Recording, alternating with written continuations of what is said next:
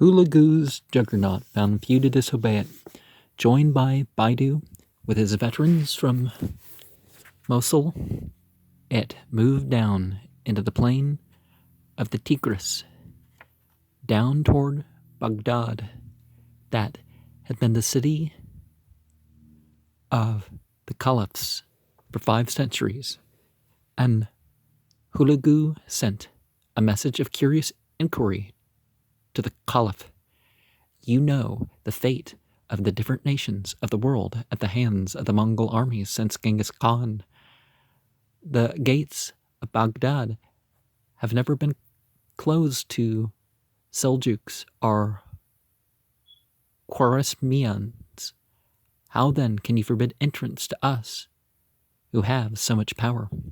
Take care not to struggle against the standard.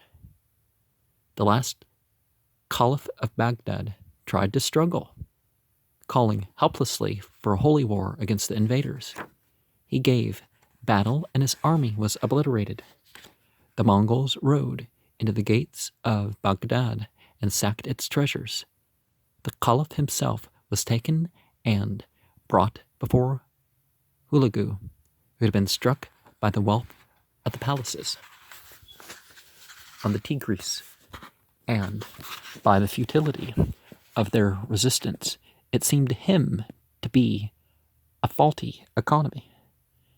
The tale is told that instead of offering the unfortunate Caliph food, he set before him his gold dishes and silver hand basins and jeweled incense burners, while he ate himself food from plain dishes. Eat what you have stored up for yourself, he urged the Caliph. The master of Baghdad complained that he could not eat gold. Why have you kept it then? The matter-of-fact Mongol demanded. The Muslim said nothing. Hulagu looked around at the great hall of the palace. Why have you not melted these iron grills into barbs for your arrows? Why have you not paid these jewels to your men and advanced with them into the halls to meet me and oppose me? It was the will of Allah, which is not something that's fair to blame your own failures on.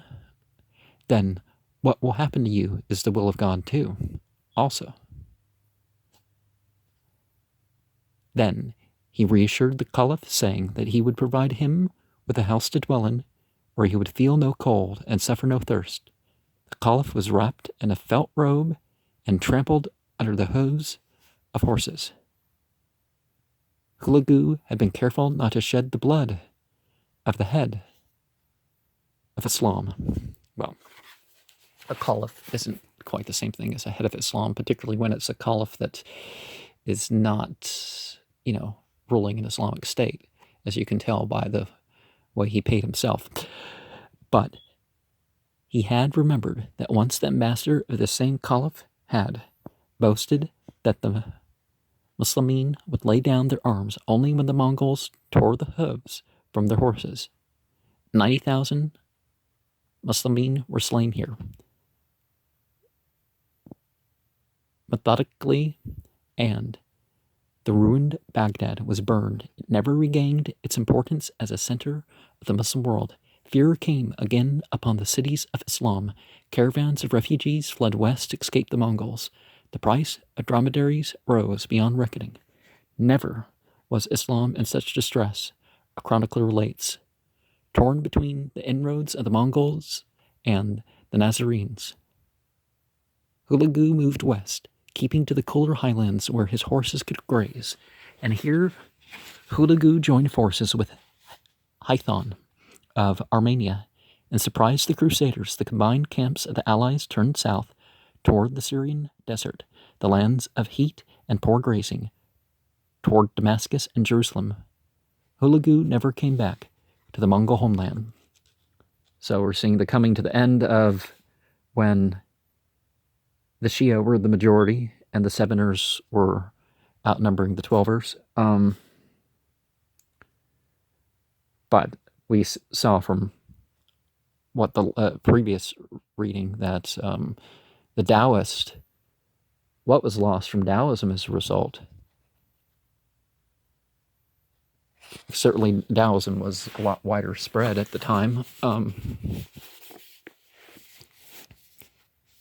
and perhaps it would have been considered to be a more viable religion if it weren't for the loss under that destruction and persecution. Kublai's heritage.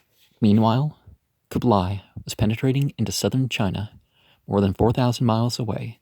In the year of the panther, Rashid relates, Kublai marched against the eastern lands. It was his chance to escape into the gardens of Cathay. Kublai, as silent and purposeful as Mangu, had come to crave a residence among the Chinese, whom he admired.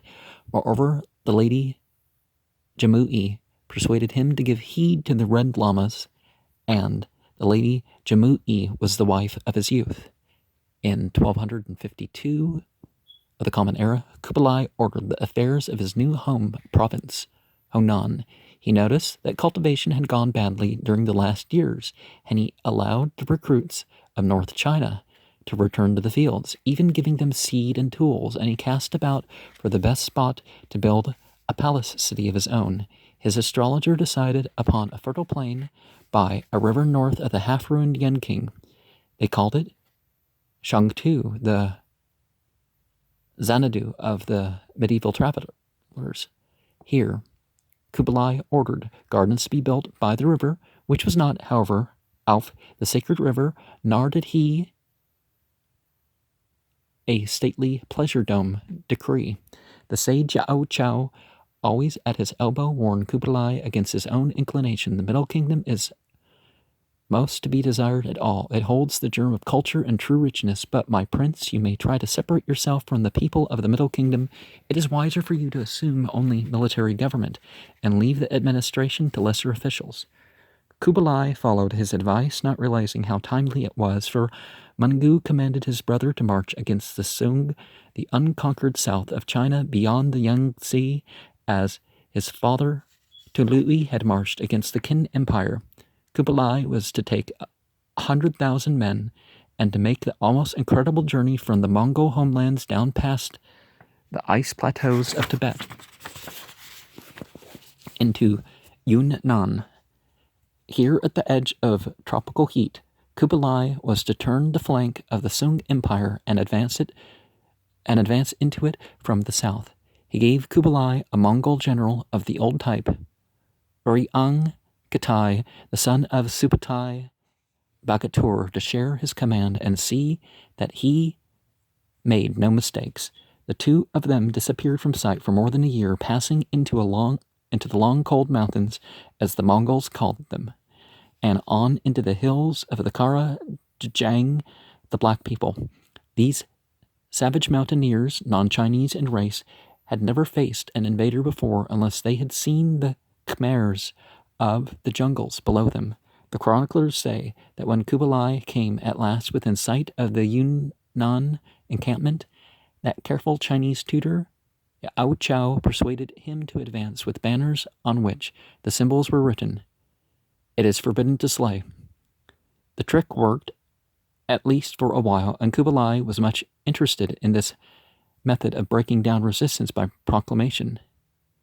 Not so Uriang Katai, who believed in liquidation of an enemy.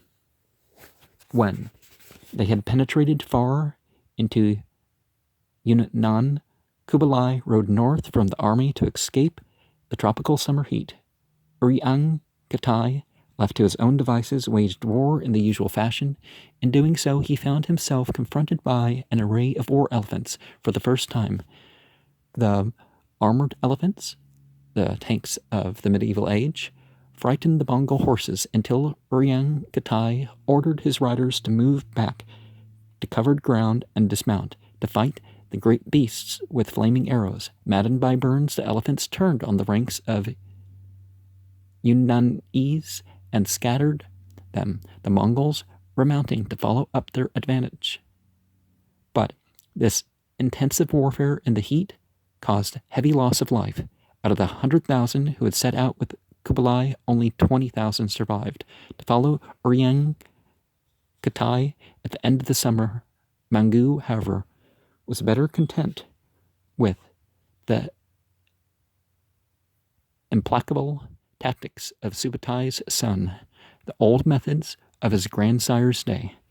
The chroniclers say that when Kublai and his companions camped at a place where they had won a victory, he and his attendants drank joyfully and danced so long beneath a tree that the earth sank in.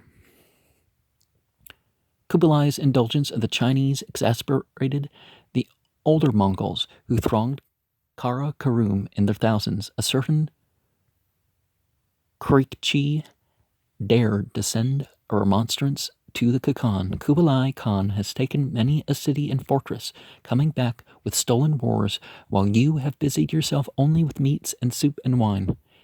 Then, too, Kublai failed to make any real progress against the Sung from the north. Instead, he watched the building of Shangtu, his Chinese subjects, with abundant crops, freed from the decimation of intense warfare, prospered and gave honor in secret to the name of Kublai. But Mangu was angered. The Khagan sent to his brother another Mongol, Alamdar, who carried an imperial yerlig. Mangu ordered Kublai to give up his government in China and to Alamdar and to return at once to Karakorum. Alamdar's first act was to execute many of the Chinese officials appointed by Kublai and to begin an examination of all the accounts of his administration. This roused Kublai's resentment when he summoned his own officers to his camp, fully intending to resist the order of his brother. Yao Chao remonstrated. "You are the first subject of the Khagan," he cried. "You can do nothing but set an example to the others. Send your wife and children to the ordu of your brother. Then go yourself to say that all you possess, even to your life, belongs to him." The wit of the aged Yao Chao sensed the danger to the Chinese in any attempt to rebel against Mangu, and his advice saved Chinese civilization from further destruction. Kublai gave in to him and sent his household to Mangu's court. When Kublai came himself alone to face his brother, Mangu's suspicions vanished. Rigorously just, Mangu knew that Kublai had committed no wrong. In very human fashion, the two Mongols threw their arms around each other and sat down to talk happily as they had done in boyhood. About this time, 1257, couriers came in from Hulagu to announce new victories in the far-off corner of the empire, and Mangu characteristically became impatient at his own inactivity. "Our fathers and lords, who were kings before us, did a great work," he announced. "Each one of them seized a land and made his name shine before all men. Now I shall go in person to the wars and make for the south of China." It seemed fitting to him that he should aid Kublai against the Sung. He was weary of the idleness and ease of the home encampment.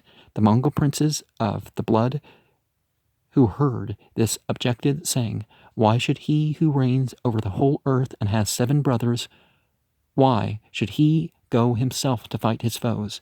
But Mangu went. To the little man, the youngest of them, he turned over the jade seal of the empire and the care of the home pastures. The little man, Arikbuka, was to be as Tuluhi had been, keeper of the hearth. Mangu himself rode with beating drums to place banners at the burial site of Genghis Khan. He made a feast of his setting out, and the elder Mongols got drunk with satisfaction. They felt this was in keeping with Mongol ways. The Suldi of Genghis Khan would accompany the standard of the 9 Yaktales when Mangu led his ordu to war again. The two brothers moved down with their great camps to the Yangtze that barred their way. In the heat of the next summer, in the 52nd year of his age, Mangu died of dysentery at the siege of Ho Chiu. Mangu was buried near the grave of Genghis Khan, where the pines grew on the slope of Burkhan Khaldun. The elder Mongols broke up the funeral chariot and burned the wood, watching the smoke drifting up where the sunlight came through the blue pines. The shamans wondered in what place the Soldi of Mangu would reside. His name, which meant, like the name of the clan itself, either silver or eternal, was not spoken again by the steppe dwellers. The youngest of the 4 brothers, the little man, rode up to the burial, but Kublai and Hulagu were off in China and Persia, engaged in the campaigns of conquest. As in the case of his grandsire Genghis Khan, the death of Mangu arrested the activities of the Mongols. It came unexpectedly, and it found the members of the Golden family scattered over the vast extent of the empire, and the family itself had ceased to be a unit. Instead of 4 blood relations, 4 emperors survived the death of Mangu. He had been the tie that had held them together. Inflexible as his grandsire, he had been a true aristocrat of the steppes. The Yasa had been his code. He had been convinced that the hard life of the nomad was superior to the soft existence of civilization, and he had carried on the attack against the walled cities. But more intelligent than Genghis Khan, and perhaps better able to weigh advice, he had seen beyond the horizon of the grasslands. He had tried to guide himself by the wisdom of civilization. He had succeeded, but in doing so, he had made himself, not the Yasa, the law. And when he ceased to be, no one could take his place. The king of the West, Batu, the eldest of the family, could not play again the part of kingmaker. The Sign Khan, troubled by his gout and preoccupied by his desire for splendor, had died 4 years before his cousin Mangu, and Mangu, the all-powerful, had failed to name Batu's successor. First, he had selected Sartak, Batu's son and a friend to the Christians, but Sartak had died of sickness on his journey from Karakorum to the west. Then Mangu had named a grandson who had also died mysteriously within a few months. The 2 of them may have been poisoned, and if so, it must have been by Birkai's order. For Birkai, Batu's brother, had been converted to Islam, and the merchants and muftis of Islam knew the efficiency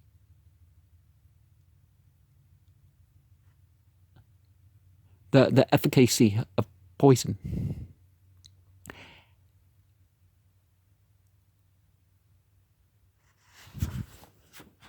Because some of these muftis are really only Muslim by name. Legal Islam doesn't hold to a person who's carrying out assassinations against Muslims. If they're killing somebody that's considered to be a Muslim, they're out of the fold of Islam, unless they have to execute them for murder or something. But poisoning is obviously, that's not what they're doing. They're assassinating people that for mere political differences. Had Sartak or his son survived, the fortunes of the Golden Horde must have taken a different course, and this must have been apparent to the agents of Islam. Whether or not he cleared his path to the khanship of the Golden Horde by poison, Birkai ruled in the west, and after Mangu's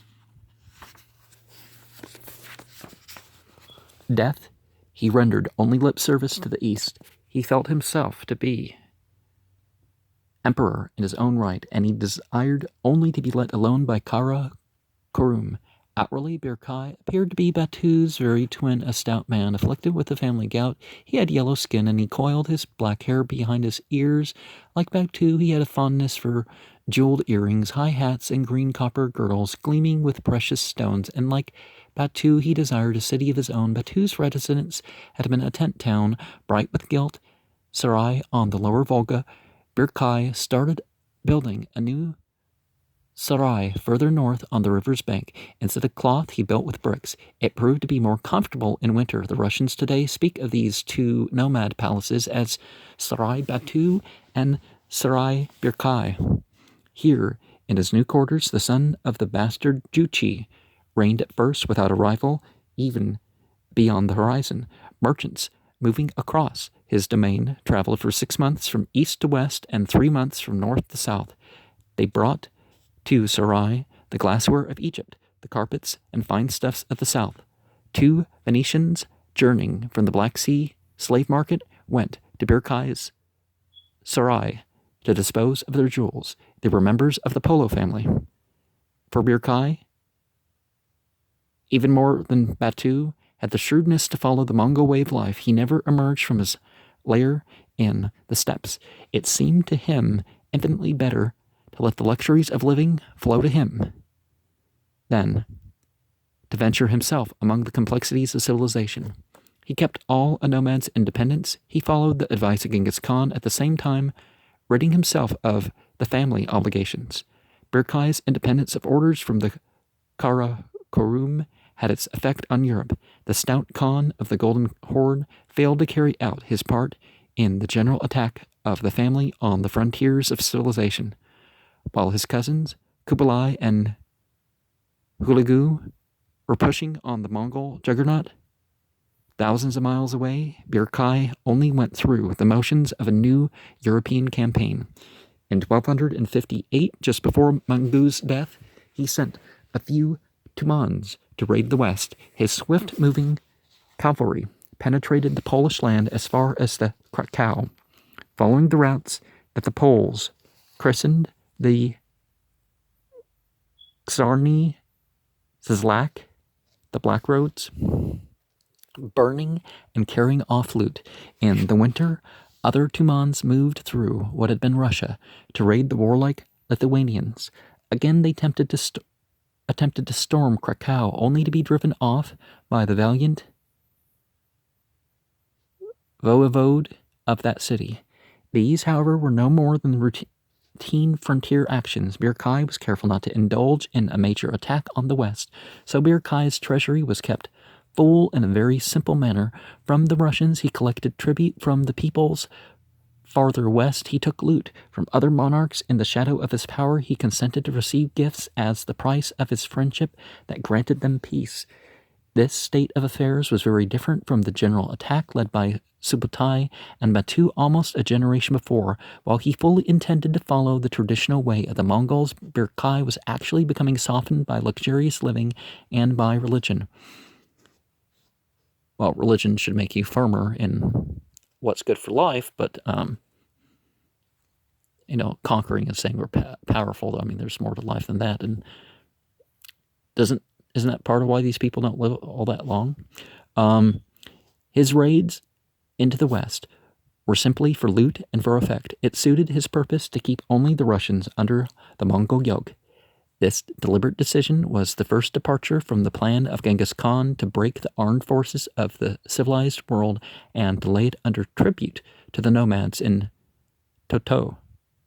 Undoubtedly, at this point, Birkai was influenced by the news from the east, where Mangu's death had led the first open breach in the Golden family, but already in 1260 a change was taking place within Birkai's horde.